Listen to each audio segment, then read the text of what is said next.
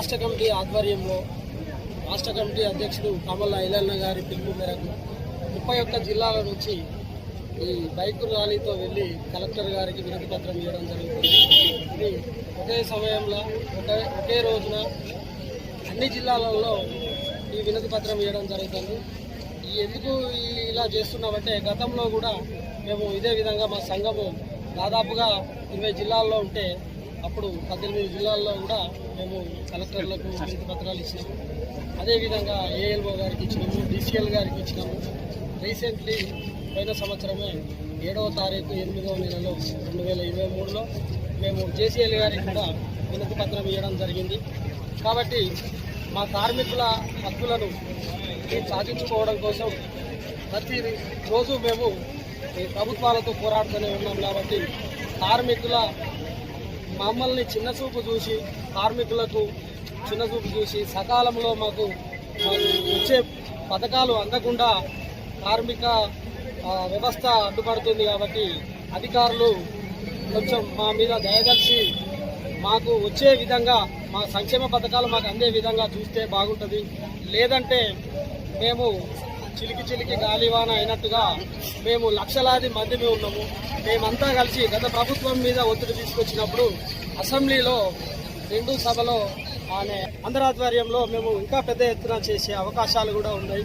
దయచేసి ఇప్పటికైనా కానీ మేము కోరే కోరికలు మేము వాళ్ళ ఇంట్లోకెళ్ళి ఇచ్చేది కాదు, ప్రభుత్వాలు ఎమ్మెల్యే ఇంట్లోకెళ్ళో లేకపోతే మంత్రి గారి ఇంట్లోకెళ్ళో ఇచ్చేది కాదు. మేము చేసే ప్రతి పని మీద 1% చిస్ వసూలు చేసి వెల్ఫేర్ బోర్డులో వేస్తారు. అది మా సంక్షేమ నిధి కాబట్టి ఆ సంక్షేమ నిధిలో మాకు ఖచ్చితంగా పింఛన్ సౌకర్యం కోరుతున్నాం, ఈఎస్ఐ హాస్పిటల్ సౌకర్యం కోరుతున్నాం మేము. అదేవిధంగా మాకు కార్డు 60 సంవత్సరాలు నిండిన వెంటనే కార్డు తొలగియడం జరుగుతుంది, సభ్యత్వం తొలగియడం జరుగుతుంది.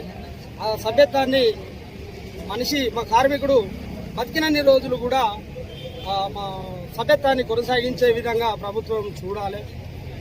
టీఎన్ఆర్కేఎస్ రాష్ట్ర కమిటీ ఆదేశాల మేరకు కామల్ల ఐలన్న గారి నాయకత్వంలో ఈరోజు కార్మికుల బైక్ ర్యాలీతో వస్తున్నామంటే దానికి కారణము అన్ని జిల్లాలలో రాష్ట్ర వ్యాప్తంగా అన్ని జిల్లాలలో ఒకే రోజు కలెక్టర్ గారికి వినతి పత్రం అందించడం జరుగుతుంది. కార్మికుల డిమాండ్స్ పైన మేము గత ప్రభుత్వంతో ఎన్నోసార్లు కొట్లాడినాము, ధర్నాలు చేసినాము, నిరాహార దీక్షలు చేసినాము, కలెక్టర్ గారికి వినతి పత్రాలు ఎన్నోసార్లు ఇచ్చేసినాం. అయినప్పటికీ మా మీద దయదలిచిన కార్మికులను చిన్నచూపు చూస్తున్నారు.